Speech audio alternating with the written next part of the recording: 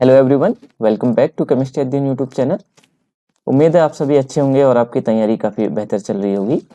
तो यहाँ पर हम केमिस्ट्री वाला पोर्शन कवर कर रहे थे। तो केमिस्ट्री में हमने एलटी केमिस्ट्री में जो हम टॉपिक था हमारे पास, वो हमने अभी थर्मोडायनेमिक्स शुरू किया था। तो थर्मोडायनेमिक्स में लास्ट लेक्चर में हमने कुछ चीज़ें पढ़ी थी, जिसमें हमने देखा था सिस्टम, सराउंडिंग, यूनिवर्स क्या होता है और प्रोसेस कितने टाइप की होती है, कौन कौन सी कंडीशन पर हम थर्मोडायनेमिक्स में प्रोसेस करते हैं। लाइक आइसोथर्मल टेम्परेचर कांस्टेंट था, एडियाबेटिक में हीट कांस्टेंट थी, हीट चेंज जो था वो 0 था, ऐसे आइसोकोरिक, आइसोबारिक, ये सब था। ठीक है। और उसके अलावा हमने एक्सटेंसिव इंटेंसिव प्रॉपर्टी देखी थी। ठीक है। और उसके अलावा हमने देखा था पाथ फंक्शन और स्टेट फंक्शन कौन कौन से होते हैं। तो पाथ फंक्शन में हमने ध्यान रखना था कि जो पाथ पर डिपेंड करते हैं, यानी हीट एंड वर्क जो हमारे होते हैं, पाथ फंक्शन होते हैं कि प्रोसेस किस पाथ से होकर के जा रही है। तो ये सब चीजें हमने लास्ट लेक्चर में देखा था। और लास्ट लेक्चर में हमने देखा था कि फर्स्ट लॉ ऑफ थर्मोडायनेमिक्स क्या कहता है। ठीक है। तो फर्स्ट लॉ ऑफ थर्मोडायनेमिक्स क्या कहता था कि कोई भी अगर माना आइसोलेटेड सिस्टम है तो उसकी एनर्जी कांस्टेंट रहती है। और दूसरा ये कहता था कि हम जो है एनर्जी को एक फॉर्म से दूसरे फॉर्म में कन्वर्ट कर सकते हैं, लेकिन इसको कभी भी ना ही उत्पन्न किया जा सकता, ना ही इसको नष्ट किया जा सकता। ये हमारा था फर्स्ट लॉ ऑफ थर्मोडायनेमिक्स। तो इसका एक मैथमेटिकल फॉर्म हमारे पास आया था। जो इंटरनल एनर्जी चेंज था, डेल्टा यू जो था, वो किसके इक्वल था? वो था,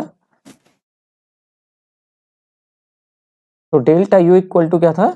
क्यू प्लस डब्ल्यू के इक्वल था। ठीक है। इसका मतलब क्या है? इसका मतलब यह है, अगर हमारे पास कोई सिस्टम है, ठीक है, और कोई सिस्टम हमारा यहाँ पर बना हुआ है, उसके ऊपर हमने एक पिस्टन लगा रखा है, फ्रिक्शनलेस पिस्टन। जब भी हम वर्क डन की बात करेंगे तो यहाँ पर हम जो भी थर्मोडायनेमिक्स में पढ़ते हैं वो हमारा बोलते हैं उसको प्रेशर वॉल्यूम वर्क डन। ठीक है।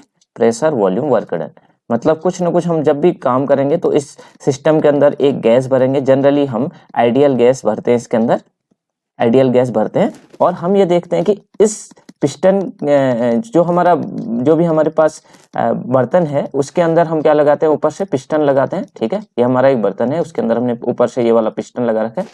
अब हम ये देखते हैं कि अगर हमारे इस बर्तन के अंदर जो है गैस का प्रेशर ज्यादा होगा तो ये बाहर की तरफ धक्का लगाएगा और ये पिस्टन ऊपर चले जाएगा और यहाँ को चले जाएगा। और अगर माना बाहर एक्सटर्नल प्रेशर ज्यादा होगा तो बाहर से ज्यादा प्रेशर लगेगा और ये क्या हो जाएगा? जो पिस्टन होगा वो कहाँ? अंदर की ओर खिसक जाएगा, यहाँ की ओर। तो इस टाइप का वर्क डन जो कहलाता है वो प्रेशर की वजह से होता है, और जिसमें वॉल्यूम चेंज होता है उसको बोलते हैं प्रेशर वॉल्यूम वर्क डन। तो यहाँ पर से फिर हमें देखना है कि जो हमारा मैथमेटिकल फॉर्म आया था फर्स्ट लॉ ऑफ थर्मोडायनेमिक्स का, वो हमें याद रखना है, delta U equal to Q plus W. इसका मतलब क्या है? एक सिस्टम के अंदर जो टोटल अमाउंट ऑफ एनर्जी होती है उसको इंटरनल एनर्जी बोलते हैं। माना एक सिस्टम है ये हमारे पास, इसकी एनर्जी जो है यू है। ठीक है। और इसको हम क्या किया? हमने हमने माना इसको क्यू अमाउंट ऑफ हीट दी और इस सिस्टम ने डब्ल्यू अमाउंट ऑफ वर्क किया। ठीक है। तो क्या हो जाएगा? पहला इसका जो माना जो इंटरनल एनर्जी थी वो U1 थी, और फाइनली जब इसको हमने Q amount of work, sorry, heat दे करके डब्ल्यू अमाउंट ऑफ वर्क करवा लिया, तो इसकी इंटरनल एनर्जी कितनी होगी? U2। तो इसका मतलब जो चेंज इन इंटरनल एनर्जी होगा U2 माइनस U1 हो जाएगा। वो किसके इक्वल होगा? जो हमने हीट दी प्लस जो वर्क डन हुआ। ठीक है। और वर्क डन को लिखने का तरीका होता है, U2 माइनस U1 को हम डेल्टा यू लिख सकते हैं और वर्क डन को हम लिख सकते हैं माइनस का P इंटू डेल्टा V। ये आपको याद रखना है। ठीक है। तो यहां तक हमने कर लिया था। अब हमें देखना है कि sign convention for heat and work. तो मतलब जो हमारा किसी भी सिस्टम में जो है हीट और वर्क डन जो भी होता है, वो उसका साइन हम क्या रखते हैं। ठीक है। इसके लिए आपको सिंपल तरीका याद रखना है। माना ये कोई सिस्टम है, एक कोई सिस्टम है, अगर इसको कुछ ना कुछ फायदा हो रहा है तो हम उसको प्लस लेते हैं, और कुछ नुकसान हो रहा है तो हम उसको क्या लेते हैं? डब्लू, सॉरी, उसको माइनस कर लेते हैं। अब जैसे माना मैंने यहाँ पर क्या किया? इसको हीट दी। ठीक है। हीट दूंगा तो क्या हो जाएगा? सिस्टम की हीट बढ़ जाएगी। ठीक है। तो इसका मतलब ऐसे समझ सकते हैं कि इसको कुछ ना कुछ फायदा हुआ। तो इस जो हीट दी हमने, इससे सिस्टम की एनर्जी बढ़ेगी, तो इसको हम plus Q, plus sign use करते हैं क्यू के लिए। अगर फॉर एग्जांपल इस सिस्टम से हीट बाहर निकल गई सराउंडिंग की तरफ, तो सिस्टम से हीट बाहर निकल गई तो इसको हीट का नुकसान हो गया ना। तो इसको हम जब सिस्टम से हीट बाहर निकलेगी तो उसको माइनस सिंबल से यूज करेंगे, माइनस क्यू। ऐसे ही अगर माना सिस्टम के ऊपर वर्क होगा तो सिस्टम की एनर्जी जो है क्या होगी? बढ़ेगी कुछ ना कुछ, और तो इसको हम प्लस डब्ल्यू यूज करते हैं, और सिस्टम जब काम करेगा तो अपनी एनर्जी यूज करेगा, तो इसकी एनर्जी कुछ कम होगी, तो इसको हम माइनस डब्ल्यू से यूज सिंबल से रिप्रेजेंट करते हैं। तो sign convention for heat and work क्या है, डब्ल्यू प्लस कब होगा, जब हम क्या करेंगे, जब सिस्टम के ऊपर काम हो रहा होगा। तो W plus if work is done on system, जब सिस्टम के ऊपर काम हो रहा होगा तो वर्क का सिंबल प्लस होगा, और W माइनस कब होगा, if work done by the system, जब सिस्टम खुद काम करेगा। तीसरा, जो हीट है वो प्लस कब होगी, if heat is absorb by the system, जब हीट क्या होगी, सिस्टम द्वारा एब्जॉर्ब होगी तो Q का सिंबल प्लस होगा, और अगर हीट सिस्टम से बाहर जा रही होगी तो क्या हो जा रहा होगा, Q का सिंबल माइनस नेगेटिव होगा। ठीक है, अच्छा, ये हमारे इनके सिंबल हो गए। यहाँ पर देखिए मैंने इनको शॉर्ट फॉर्म में करने की कोशिश की है, और आप ज़्यादा डिटेल के लिए थोड़ा बुक्स की हेल्प भी ले सकते हैं। अच्छा, आगे हमारे पास है वर्क ऑफ एक्सपेंशन या कंप्रेशन। ठीक है, जब हमारे पास एक सिंपल एक्सपेंशन या कंप्रेशन होता है तो हमारे पास वर्क डन का फॉर्मूला होता है W is equal to minus का P external into delta V। ठीक है, यहाँ पर क्या है, जो वर्क है जब हम एक एक्सपेंशन कर रहे हैं या फिर कंप्रेशन कर रहे हैं। एक्सपेंशन मतलब जब हमने ये जो पिस्टन रखा था इसको बाहर की तरफ जब जा रहा है तो एक्सपेंशन है, और ये पिस्टन अंदर की तरफ धक्का लगा, इसकी तरफ अंदर की तरफ आया तो इसको कंप्रेशन बोलते हैं। ठीक है, अब जब बाहर, ये हमारा एक्सटर्नल प्रेशर था जो बाहर से, पिस्टन के बाहर से, सॉरी ये जो हमारा बर्तन था उसके बाहर से, तो जब भी हमारे पास क्या होगा, ये जो पिस्टन लगा रखा है इस बर्तन पे, वो अगर बाहर की तरफ खिसकेगा तो इसको बोलते हैं एक्सपेंशन, और ये अंदर की तरफ आएगा तो इसको बोलते हैं कंप्रेशन। अब एक चीज सिंपल सी बात है, अगर माना बाहर का एक्सटर्नल प्रेशर ज्यादा होगा और अंदर का प्रेशर कम होगा इस गैस को जो हमने भर रखा है, तो बाहर ज्यादा प्रेशर है तो पिस्टन अंदर की तरफ जाएगा तो कंप्रेशन होगा, और अगर अंदर का प्रेशर ज्यादा है, बाहर का एक्सटर्नल प्रेशर कम है, तो ये पिस्टन क्या होगा, बाहर की तरफ खिसकेगा, तो इसको बोलते हैं एक्सपेंशन। ठीक है, तो अब क्या कह रहा है कि जब हमारे पास एक एक्सटर्नल प्रेशर आपको दिया गया हो तब वर्क डन निकालना होता, तो W equal to minus P external into delta V। Delta V मतलब चेंज इन वॉल्यूम, माना पहले हमारे पास वॉल्यूम जो था वो V इनिशियल था और बाद में V फाइनल हो गया, तो इसको हम V final minus V initial लिखते हैं। ठीक है, जैसे आप ऐसे समझ सकते हो, माना यही कोई जार था। ठीक है, इसके अंदर हमने माना पहले इसके अंदर आइडियल गैस भर रखी थी जिसका वॉल्यूम 10, यहाँ पर 10, इसका वॉल्यूम फॉर एग्जांपल पहले 10 लीटर था, बाद में जो है अंदर से फॉर एग्जांपल हमारे पास आइडियल गैस का प्रेशर ज्यादा था, एक्सटर्नल प्रेशर कम था, तो इसने जैसे प्रेशर लगाया तो इसका वॉल्यूम बढ़ करके कितना हो गया, 20 लीटर हो गया। और एक्सटर्नल प्रेशर हमारे पास, जैसे हम समझे कि एक्सटर्नल प्रेशर हमें दे रखा है, एक्सटर्नल प्रेशर अगर हमको दे रखा है 2 ATM। ठीक है, 2 ATM का एक्सटर्नल प्रेशर अगर हमको दे दिया तो W इक्वल टू क्या रखोगे, माइनस का 2 ATM, और चेंज इन वॉल्यूम कितना हो जाएगा, 20 माइनस 10 यानी कितना हो जाएगा, 10 लीटर। ठीक है, तो यहाँ पर कितना हो जाएगा, W इक्वल टू ये हो जाएगा हमारा कितना, 20 माइनस का 20 ATM लीटर। ऐसे आप जो न्यूमेरिकल्स हैं उनको सॉल्व कर सकते हो। ठीक है, तो ये आपको फॉर्मूला याद रखना है, न्यूमेरिकल्स हम बाद में भी करेंगे। दूसरा है work done in isothermal reversible expansion of an ideal gas. माना हमारे पास हमने अब कंडीशन रखी है कि आइसोथर्मल है कंडीशन। आइसोथर्मल मतलब क्या होता है, हमने पहले भी पढ़ा था, आइसोथर्मल मतलब होता है जब क्या होता है, हीट क्या रहती है, कांस्टेंट रहती है, मतलब हीट चेंज 0 होता है। तो यहाँ पर क्या हमने क्या रख दिया, आइसोथर्मल मतलब T कांस्टेंट हो जब। ठीक है, T क्या है, T कांस्टेंट है।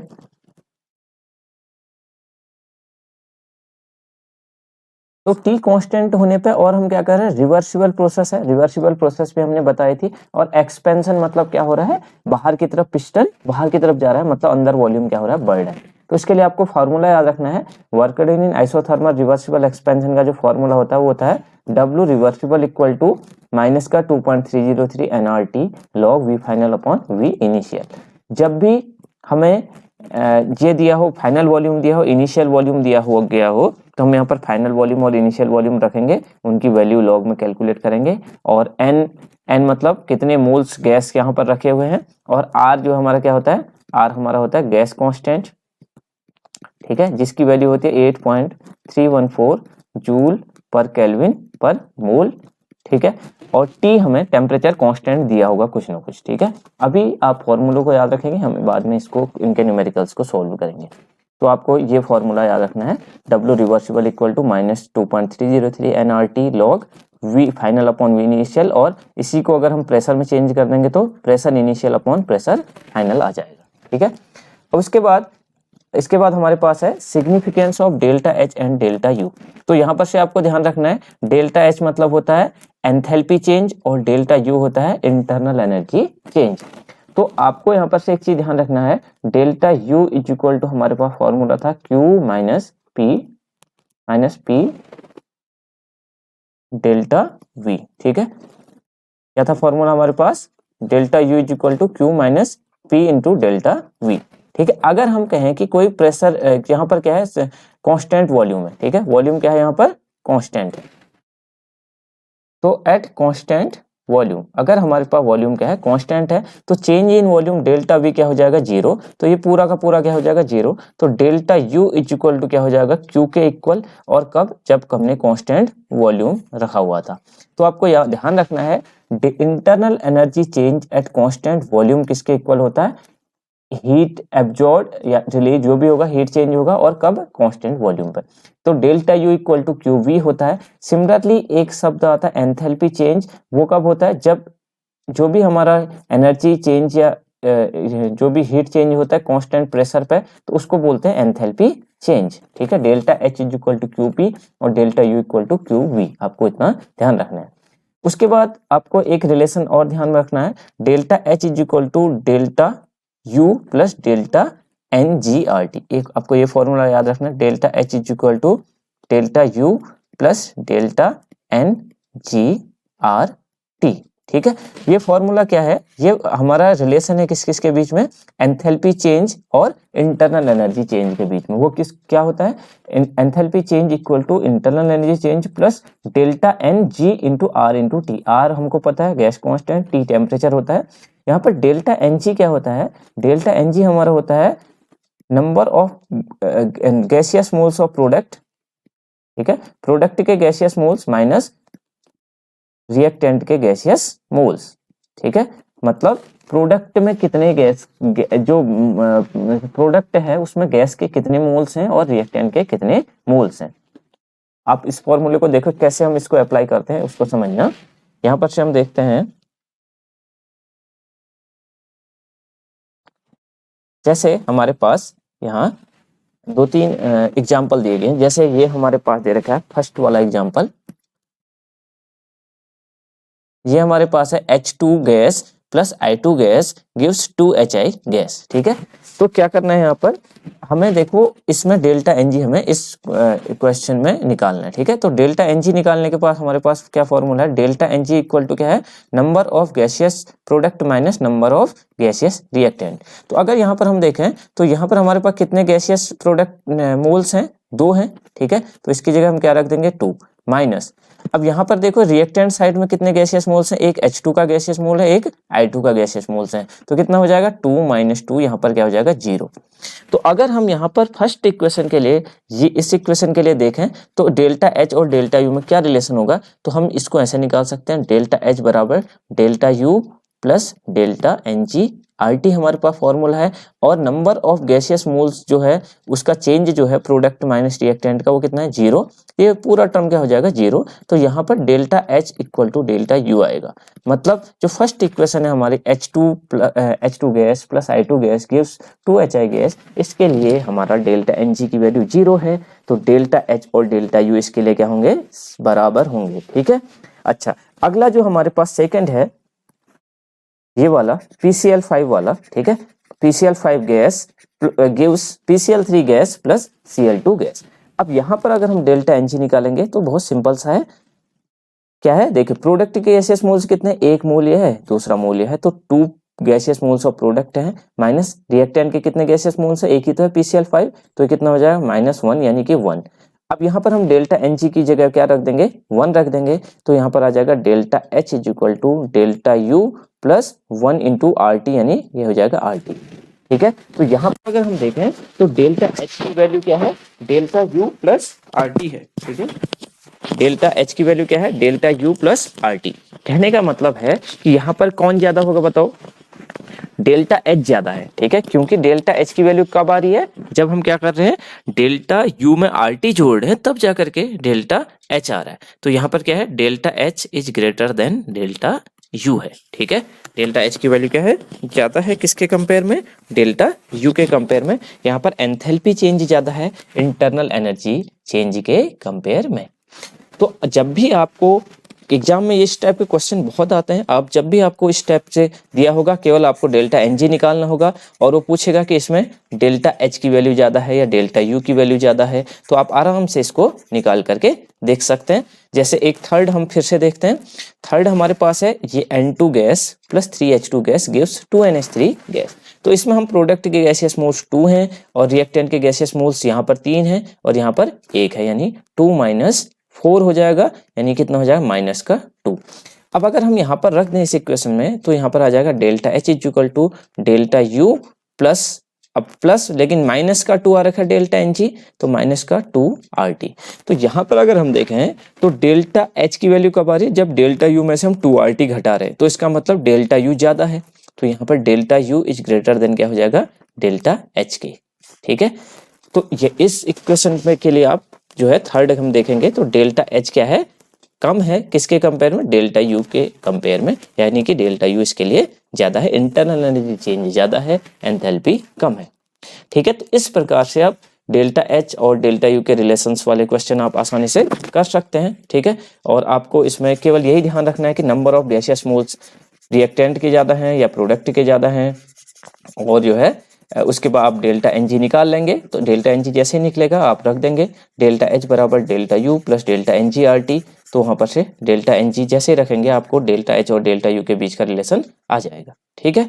या कई बार आपको डेल्टा एच ज्यादा है डेल्टा यू ज्यादा है ये ना पूछ करके बोलेगा कि इस इक्वेशन के लिए डेल्टा एच या डेल्टा यू में क्या रिलेशन, तो ये हो गया।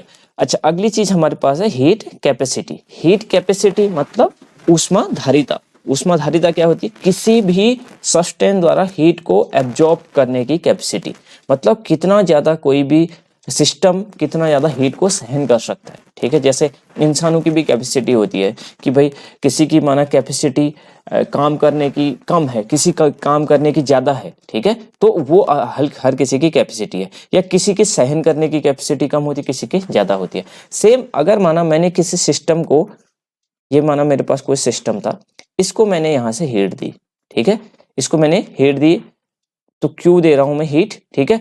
और इसको माना मैंने पहले दी 10 जूल हीट दी, ठीक है, फिर 20 जूल हीट दी, फिर 30 जूल हीट दी। जैसे मैंने इसको 40 जूल हीट दी तो क्या हुआ, फिर जा करके क्या हुआ, इसका टेम्परेचर जो कितना बढ़ गया, इसका टेम्परेचर पहले माना 30 डिग्री सेंटीग्रेड था, इसका टेम्परेचर बढ़ गया 31 डिग्री सेंटीग्रेड। सिमिलरली मतलब इसको 40 जूल देने के बाद इसका टेम्परेचर क्या बढ़ा, 1 डिग्री बढ़ा। ऐसे ही माना मैंने, मेरे पास कोई दूसरा सिस्टम था, उसको भी मैं same Q amount of heat दे रहा हूँ। मैंने देखा कि इसको 20 जूल हीट देने पर ही इसका टेम्परेचर बढ़ के क्या हो गया, 1 डिग्री बढ़ गया। माना इसका पहले 30 डिग्री सेंटीग्रेड था, इसका 31 डिग्री सेंटीग्रेड हो गया। अब इसका टेम्परेचर क्या हो गया, 1 डिग्री बढ़ गया। तो अब हम ये देखेंगे कि देखो जो ज्यादा कैपेसिटी हीट को एब्जॉर्ब करने की किसकी थी, पहले वाले सिस्टम की। इसने 40 जूल जब हीट एब्जॉर्ब की तब जाकर के इसका 1 डिग्री टेम्परेचर बढ़ा, जबकि दूसरे सिस्टम ने केवल 20 जूल हीट देने पर ही इसका टेम्परेचर 1 डिग्री बढ़ गया। तो क्या होता है heat capacity, the amount of heat required to raise the temperature of a substance by 1 degree centigrade और 1 केल्विन, ठीक है, यहाँ पर और होगा। तो कहने का मतलब क्या है, किसी भी सिस्टम का टेम्परेचर अगर हमें 1 डिग्री सेंटीग्रेड या 1 केल्विन बढ़ाना है तो उस टाइम हमें क्या कितनी हीट देनी पड़ती है, वही क्या कहलाता है, हीट कैपेसिटी, ठीक है। आपको फॉर्मूला याद रखना है। तो इसका मतलब क्या है, Q जो होगा ना वो किसके डायरेक्टली प्रोपोर्शनल होगा, टेम्परेचर चेंज के, जितना टेम्परेचर डिफरेंस होगा। कहने का मतलब है हमें अगर माना किसी सिस्टम और सराउंडिंग के बीच में जितना ज्यादा टेम्परेचर डिफरेंस होगा हमें उतनी ज्यादा हीट देनी पड़ेगी बाहर से। तो Q is directly proportional to delta T होता है और Q बराबर C इंटू डेल्टा टी होता है। C क्या है यहाँ पर, हीट कैपेसिटी, Q है heat amount of heat given और T है टेम्परेचर चेंज। तो इसको ऐसे भी लिख सकते हैं C बराबर Q बट्टे डेल्टा टी। मतलब हीट कैपेसिटी क्या होती है, वो होती है Q मतलब heat absorb upon delta T मतलब टेम्परेचर चेंज, ठीक है। अच्छा, उसके बाद है specific heat capacity. Specific heat capacity में आपको ध्यान रखना है, अगर हमने यही सेम हीट कैपेसिटी कब, जब हमारे पास क्या है 1 ग्राम कोई सब्सटेंस दे रखा है, उसका टेम्परेचर हमने को 1 डिग्री सेंटीग्रेड या 1 केल्विन बढ़ाना है, तो उस टाइम हमें कितनी हीट देनी पड़ रही है, वही क्या कहलाएगी स्पेसिफिक हीट कैपेसिटी। मतलब सिंपल सी बात है, अभी तक हमने सिस्टम में अमाउंट फिक्स नहीं किया था। जैसे मैं किसी सिस्टम में 1 ग्राम कोई सब्सटेंस रख दूं, तो तब इसको कितनी हीट देनी पड़ रही है, इसका 1 डिग्री टेम्परेचर बढ़ाने के लिए या 1 केल्विन टेम्परेचर बढ़ाने के लिए, वही इसकी हीट कैपेसिटी कहलाएगी। इसके लिए आपको फॉर्मूला याद रखना है, Q is equal to C S into M into delta T. ठीक है, जैसे यहाँ पर ऊपर था Q is equal to C into delta T, यहाँ पर कुछ नहीं, सी एस आ गया मतलब स्पेसिफिक हीट कैपेसिटी, एम मतलब जितना हमारा सब्सटेंस का अमाउंट है वो आ जाएगा ग्राम में, और डेल्टा टी हमको पता है टेम्परेचर चेंज। अच्छा, ऐसे ही हमारे पास आता है मोलर हीट कैपेसिटी। अगर हमने एक सिस्टम के अंदर 1 ग्राम सब्सटेंस की जगह 1 मोल सब्सटेंस ले लिया, तो उस टाइम जो है जो हीट कैपेसिटी होती है वो क्या कहलाती है, इस मोलर हीट कैपेसिटी। इसको CM से हम रिप्रेजेंट करते हैं। ये सेम फॉर्मूला होगा, लेकिन क्या आ जाएगा यहाँ पर, जो CS की जगह मोलर हीट कैपेसिटी आ जाएगी और N की जगह नंबर ऑफ मोल्स आ जाएंगे, और बाकी सब सेम ही रहेगा। ठीक है, आपको मेनली यहाँ पर ज्यादातर फॉर्मूला पर फोकस रहना है। आपको एक फॉर्मूला यहाँ पर से ध्यान में रखना है, Q इज इक्वल टू क्या है, C into M into delta T. ठीक है, क्यू क्या, क्यू हीट जो भी है वो किसके इक्वल है, हीट कैपेसिटी, और एम मतलब यहाँ पर आप अमाउंट भी रख सकते हैं ग्राम में, या फिर नंबर ऑफ मोल्स भी हो सकता है। नंबर ऑफ मोल्स होगा तो उस टाइम मोलर हीट कैपेसिटी की बात करेंगे, और अगर ग्राम में अमाउंट होगा तो उस टाइम हम स्पेसिफिक हीट कैपेसिटी की बात करेंगे, और डेल्टा टी टेम्परेचर चेंज है। तो Q is equal to C into M into delta T, इतना। आगे हम देखते हैं कि स्पॉन्टेनियस रिएक्शंस कौन सी होती है। ठीक है, स्पॉन्टेनियस रिएक्शन मतलब देखिए, कोई भी प्रोसेस या कोई भी रिएक्शन है स्पॉन्टेनियस कब कहलाती है, जब क्या हो जाए, या तो वो क्या हो जाए खुद हो जाए, या इसको थोड़ा सा हम क्या करें इनिशिएट करने की कोशिश करें तब वो हो जाए। तो स्पॉन्टेनियस रिएक्शंस क्या होती हैं, a reaction which can takes place either of its own और अंडर सम इनिशिएशन। मतलब या कोई भी प्रोसेस जो है या तो खुद हो जाए या क्या हो जाए, इसको थोड़ा सा क्या करना पड़े, शुरुआत करने की कोशिश करें तब हो जाए। जैसे आप स्पॉन्टेनियस प्रोसेस समझ सकते हो, पानी क्या होता है हमेशा अपने आप खुद ब खुद ऊपर से नीचे की ओर गिरता है, तो ये कैसी प्रोसेस है, एक स्पॉन्टेनियस प्रोसेस है, यानी खुद ब खुद हो रहा है, इसको हमें करवाने की कोई जरूरत नहीं होती। या कोई पत्थर है ऊपर रखा हुआ है, इसको हल्का सा धक्का दें तो ये क्या होता है, खुद ब खुद नीचे की ओर गिरता है। तो इस टाइप के प्रोसेस को हम बोलते हैं क्या, स्पॉन्टेनियस प्रोसेस, या जिनको या तो खुद ब खुद होती है या क्या होता है इसको थोड़ा सा हमें इनिशिएट करने की जरूरत होती है। अब क्या होता है, जब भी हमारे पास कोई भी सिस्टम में स्पॉन्टेनिटी होती है तो उसकी रैंडमनेस बढ़ती है उसके अंदर, या डिसऑर्डरनेस बढ़ती है। उसी रैंडमनेस या डिसऑर्डरनेस को एंट्रोपी बोलते हैं। तो एंट्रोपी क्या है, it is the measure of degree of randomness और ऑर्डरनेस ऑफ द सिस्टम। किसी भी सिस्टम के अंदर जितनी ज्यादा डिसऑर्डरनेस है वही क्या कहलाती है, उसका एंट्रोपी कहलाती है। जैसे एक सिंपल सी चीज समझो, माना कोई यहाँ पर सॉलिड के पार्टिकल्स हैं, यहाँ पर लिक्विड के पार्टिकल्स हैं इसके अंदर, और इसके अंदर गैस के पार्टिकल्स हैं। तो अगर हम देखें तो सॉलिड के अंदर क्या होता है, जो पार्टिकल्स होते हैं वो क्या होते हैं, बहुत ही ज्यादा अरेंज्ड फॉर्म में रहते हैं, वो काफी पास पास रहते हैं, ऐसे करके अरेंज रहते हैं। लिक्विड के अंदर क्या होता है, थोड़ा सा हल्का सा अट्रैक्शन हल्का कम होने लगता है, और ये थोड़ा सा इनमें क्या होता है, एक रेगुलर पैटर्न उतना अच्छा नहीं रहता है। और जबकि गैस में क्या होता है, ये खुद ब खुद यहाँ वहाँ घूमते रहते हैं। तो अगर हम यहाँ पर हम देखें तो सबसे ज्यादा डिसऑर्डरनेस है गैस में, उससे कम है लिक्विड में, उससे कम है सॉलिड में। यानी अगर हम एंट्रोपी की बात करें तो सबसे ज्यादा एंट्रोपी जो होगी वो किसकी होगी, वो गैस की होगी। ठीक है, तो क्या है, it is the measure of degree of randomness और डिसऑर्डरनेस ऑफ द सिस्टम। जितना ज्यादा डिसऑर्डरनेस उतना ही ज्यादा क्या होगा, रैंडमनेस होगी। अब एक चीज आप सिंपल से समझ सकते हैं कि रैंडमनेस कब ज्यादा बढ़ेगी, जितना ज्यादा क्या करेंगे हम इस किसी भी सिस्टम को हीट देंगे उतना ज्यादा उसके मॉलिक्यूल जो है एनर्जी एब्जॉर्ब करेंगे, उतना ज्यादा उसके अंदर रैंडमनेस आ जाएगी। तो इसके लिए आपको फॉर्मूला याद रखना है, entropy change delta S of the system is equal to Q reversible of system upon delta T. मतलब जितना ज्यादा हम क्या करें हीट दें उतना ज्यादा उसके अंदर क्या आएगी, एंट्रोपी चेंज आएगी, और upon delta T temperature change नीचे है। और दूसरा क्या है, जो हमारा अगर कांस्टेंट प्रेशर पे जो भी हम हीट देते हैं उसको क्या बोलते हैं, एंथैल्पी चेंज, यानी delta H system upon delta T.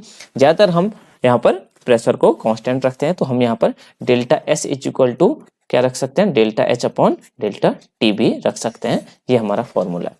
Entropy का यूनिट जो होता है वो होता है जूल पर केल्विन पर मोल, और इसी से हमारा जो है, इसी चीज को बताने के लिए या फिर रैंडमनेस को बताने के लिए जो हमारा जो लॉ आता है उसको बोलते हैं सेकंड लॉ ऑफ थर्मोडायनेमिक्स। वो क्या कहते हैं, for all the spontaneous process total entropy change must be positive. मतलब अगर कोई भी स्पॉन्टेनियस प्रोसेस है तो उसमें क्या होना चाहिए, रैंडमनेस बढ़नी चाहिए, या फिर क्या होना चाहिए, उसके अंदर हमारा एंट्रोपी चेंज क्या होना चाहिए, बढ़ना चाहिए। तो डेल्टा एस जो टोटल होना चाहिए वो क्या होना चाहिए, वो हमेशा ग्रेटर देन 0 होना चाहिए, बढ़ना चाहिए। यानी यहाँ पर कह सकते हो डेल्टा एस टोटल क्या होता है, delta S system plus delta S surrounding is equal to क्या होगा, ग्रेटर देन 0 होगा।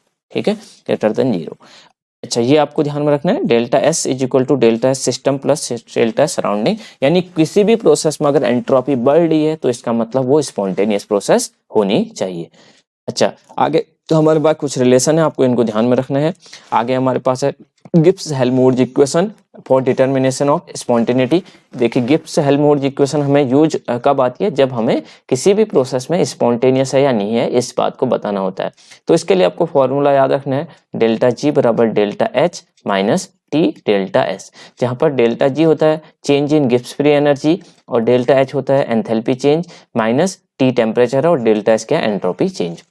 अगर डेल्टा जी की वैल्यू नेगेटिव आ रही है किसी भी प्रोसेस में तो प्रोसेस स्पॉन्टेनियस होगी, और पॉजिटिव आ रही है तो नॉन स्पॉन्टेनियस होगी। और डेल्टा जी की वैल्यू अगर 0 है तो मतलब कोई भी प्रोसेस इक्विलिब्रियम में एग्जिस्ट कर रही है।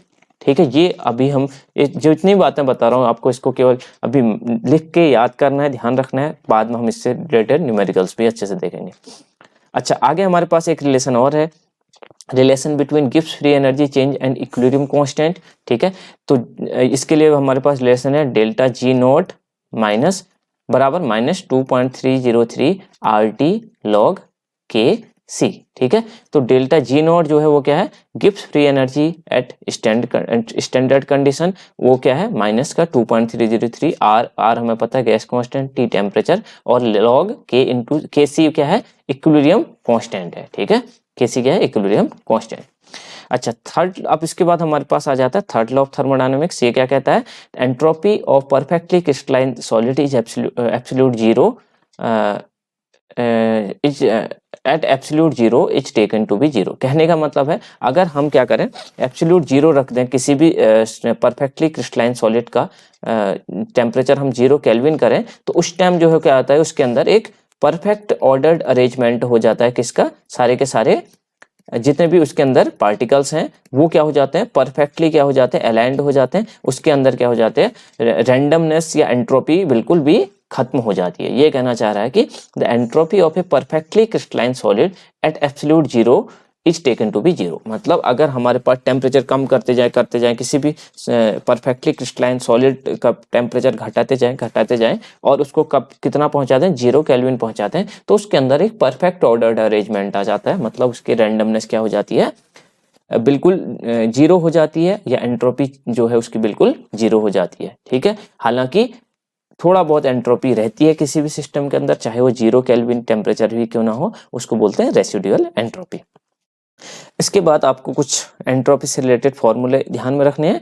एंट्रोपी के फॉर्मूले हैं delta H fusion equal to delta H fusion upon melting point temperature. ठीक है, फ्यूजन क्या होता है कि जब भी हम क्या करते हैं, किसी सॉलिड को क्या करते हैं, किसी लिक्विड के अंदर कन्वर्ट करते हैं, तो उस टेम्परेचर पर जिसमें क्या होता है, ये सॉलिड और लिक्विड एक दूसरे के साथ इक्विलिब्रियम पर एग्जिस्ट करते हैं, उसको फ्यूजन बोलते हैं। ऐसे वेपराइजेशन कब बोलते हैं, जब लिक्विड किस में चेंज हो रहा हो, गैस में चेंज हो रहा हो। ठीक है, तो जब हमें एंट्रोपी चेंज इन फ्यूजन, अगर हम सॉलिड से लिक्विड कन्वर्ट कर रहे हैं तो उस टाइम जो भी एंट्रोपी चेंज होगा उस टाइम क्या करेंगे हम, उसको निकालने के लिए हम डेल्टा एच फ्यूजन यानी enthalpy change in fusion upon melting point temperature हम यहाँ पर नीचे रखेंगे। ऐसे ही एंट्रोपी चेंज ऑफ वेपराइजेशन हो जाएगा delta H vaporisation upon boiling point temperature. अच्छा, एक फॉर्मूला आपको ध्यान रखना है, for an ideal gas going under going a process.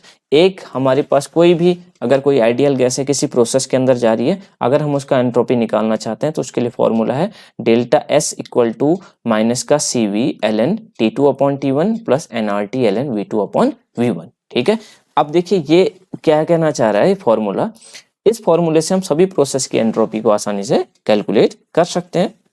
वो कैसे, अगर माना हमारे पास कोई कंडीशन है आइसोथर्मल, तो आइसोथर्मल मतलब ये वाला टेम्परेचर क्या हो जाएगा, टेम्परेचर चेंज जीरो, यानी T2 और T1 सेम टेम्परेचर हो गए तो ये पूरा का पूरा जीरो हो जाएगा। तो यहाँ पर फॉर्मूला आ जाएगा ये वाला केवल NR/ln(V2/V1)।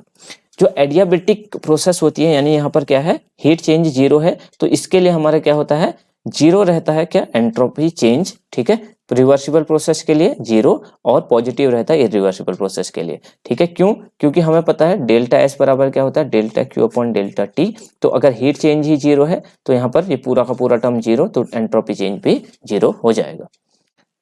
अच्छा, आगे हमारे पास अगर आइसोकोरिक प्रोसेस है तो उस टाइम क्या हो जाएगा, आइसोकोरिक प्रोसेस के दौरान उस दौरान हो जाएगा वॉल्यूम चेंज जीरो हो जाता है। तो उस टाइम जो हमारे पास फॉर्मूला आ जाएगा वो क्या आ जाएगा, ये वाला टर्म हट जाएगा और क्या आ जाएगा, delta S is equal to N C V L N T two upon T one. ठीक है, ये फॉर्मूला आ जाएगा आइसोकोरिक के टाइम में, क्योंकि उस टाइम टेम्परेचर जो है वो तो चेंज होगा लेकिन वॉल्यूम चेंज जीरो हो जाएगा। ऐसे आइसोबारिक में क्या हो जाएगा, प्रेशर चेंज जीरो, तो प्रेशर चेंज यानी वॉल्यूम और प्रेशर दोनों एक से दूसरे रिलेटेड होते हैं, तो वॉल्यूम चेंज जीरो तो प्रेशर चेंज जीरो में भी क्या आ जाएगा, फॉर्मूला सेम ही रहेगा, क्या, N C V L N T two upon T one. चाहे आइसोकोरिक हो चाहे आइसोबारिक होगा, दोनों केस में क्या होगा, फॉर्मूला सेम ही रहेगा, क्योंकि हमको पता है P1 V1 equal to P2 V2। ठीक है, तो यहाँ पर से अगर हम रखें तो V2 upon V1 equal to क्या हो जाता है, P1 अपॉन P2। तो अगर वॉल्यूम चेंज जीरो है तो प्रेशर चेंज भी क्या हो जाएगा, उस टाइम में जीरो हो जाएगा। तो इसका मतलब क्या हो जाएगा, दोनों केस में जो हम V2 अपॉन V1 आ रहा है उसको हम क्या रख देंगे, जीरो रख देंगे, और बाकी फॉर्मूला आगे वाला सेम हो जाएगा, N C V L N T two upon T one. तो ये हमारा यहाँ पर लगभग मैंने आपको फॉर्मूले बता दिए। अब इससे आगे के जो है न्यूमेरिकल्स हम इस चैप्टर से देखेंगे कि न्यूमेरिकल्स में आपको इससे फॉर्मूले से हेल्प मिलेगी। तो आज की वीडियो में इतना ही करते हैं, मिलते हैं नेक्स्ट वीडियो में।